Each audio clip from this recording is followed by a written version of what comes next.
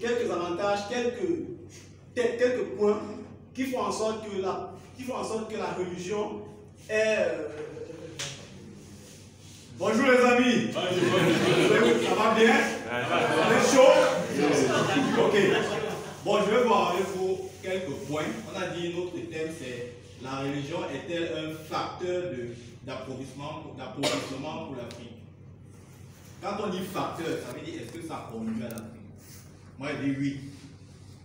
Alors pourquoi je dis oui? Simplement parce que quand on va, parce que ça c'est un peu comme on va à l'église. À l'église, la religion, on vous enseigne la religion dans les cadres qu'on appelle les églises.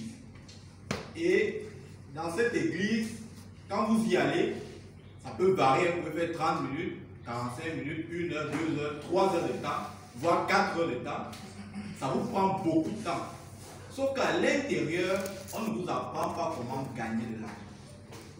Et quand on ne vous apprend pas cela, vous ne développez pas en vous les aptitudes pour gagner de l'argent, donc du coup, vous allez rester pauvre. Ça, c'est une chose. Une autre chose, c'est que dans la religion, un autre facteur encore très puissant, c'est que quand on vient vous dire que c'est comme ça que tu dois faire, on n'attend pas que tu dises non, je ne vais pas faire comme ça. Non, quand tu fais ça, on dit abomination. Est-ce que je mange? Est-ce que je mange? Voilà, on dit tu dois faire comme ça. Tu vas faire comme ça, sinon tu vas aller en enfer. C'est de ça qu'on parle. Et quand on dit cela, ça veut dire toi qui as un cerveau, tu es né avec un cerveau. Un cerveau, c'est fait pour réfléchir, ça doit tourner. Tu n'as pas marcher avec un cerveau qui ne tourne pas. Tu n'es pas un fantôme. Donc tu dois marcher avec un cerveau qui tourne. Et quand on te dit ça, ton cerveau ne doit pas tourner, mon frère, tu vas rester pauvre toute ta vie.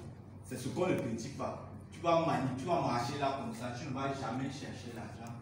Et au final des comptes, tu vas toujours te plaindre, tu auras une mauvaise mine, tu auras toujours faim, tu n'auras jamais rien dans les bouches.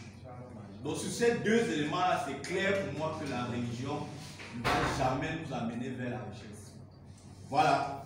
Donc je vais laisser mon camarade, mon collègue ici, Daniel, qui va nous présenter ce qu'il pense, parce que lui apparemment il n'est pas de mon avis. Donc écoutons-le. Est-ce qu'on peut croire et penser que la religion conduit à la pauvreté de l'Afrique? Là je dis non. Parce que depuis d'abord on doit comprendre, est-ce que la religion c'est une culture ou c'est un dogme? Si on prend la religion comme une culture, ça veut dire ce qui est caché derrière la religion, pas les religieux. Ce qui est caché derrière la religion, il y a l'amour, il y a la quête même de la richesse. Il est en train de dire que la religion ne donne pas la richesse. Parce que quand on entre peut-être dans le métier de comptable, la meilleure méthode de gestion de stock sort de la Bible, avec l'histoire de Joseph. Donc, on sort l'histoire, une notion de création de richesse. Parce qu'on a dans les entreprises des structures, des départements qui sont chargés de faire la gestion du stock. Et si la Bible donne cela, ça veut dire que ça peut apporter de la richesse. Si on revient aussi avec la confiance en soi, quand on envoie Abraham partir à la montagne égorger son fils, il n'a pas cherché à faire quelque chose, il a confiance en Dieu, il est allé.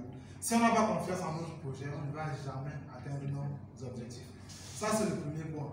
La culture que la religion donne, si on adopte la culture, je crois qu'on va aller plus vite, plus loin même.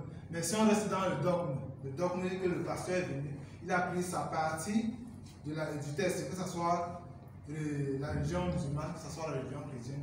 Quand il prend sa partie, il dit il faut faire ceci, il faut faire ceci, parce qu'il veut atteindre un certain nombre d'objectifs.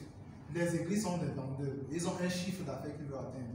Ils utilisent les versets pour vous pousser à réaliser leur chiffre d'affaires. Donc si on sort de ce spectre d'atteindre l'objectif religieux et qu'on prend plutôt le spectre de la culture, de la religion, je crois que l'Afrique va aller loin. Et le deuxième point que je vais essayer de parler, c'est la consignation de cette culture-là. Quand on pointe la religion, on voit plus la religion occidentale. Or, si l'Afrique aussi avait consigné quelque part leur religion, leur spiritualité, je crois qu'on allait aussi parler de la religion africaine qui allait contribuer au développement. Mais si on a déjà ce qu'on a, comme Nat disait tout à l'heure, ce qu'on a, on utilise pour pouvoir atteindre ces objectifs. On a déjà la religion chrétienne, on a la religion musulmane. Comment utiliser donc ce principe qu'on a consigné pour pouvoir avancer? Qu'on cesse de pointer du bout du doigt la religion, ce n'est pas la religion, mais c'est la culture qu'on ne parvient pas maîtrisées et encadrées qui nous font croire que la religion pousse à la paix.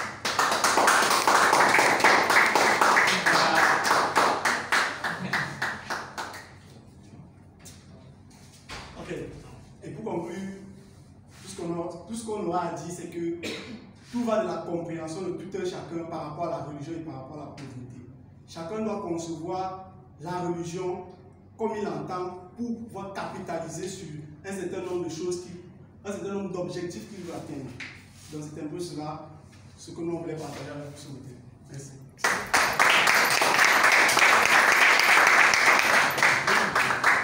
Est-ce que vous pensez que jusqu'à présent c'est le meilleur groupe?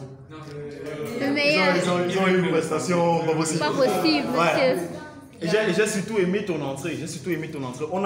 On a senti une sorte de cohérence entre vos dires. Donc lui, il a terminé, encore qu'il t'a très bien donné la place. Il t'a donc, écoutons-le. Il a terminé par donc, écoutons-le. Et puis toi, tu es entré, tu n'as pas salué les gens. Toi, tu es entré tout de suite. Tu es venu avec un message direct. Tu es venu avec un message et tu as lancé l'hostilité. Ça, c'est excellent. Ça, c'est vraiment excellent. Comment? Oui. Oui, justement. Je ne sais pas pourquoi elle n'a pas parlé. Je m'attendais à ce que la femme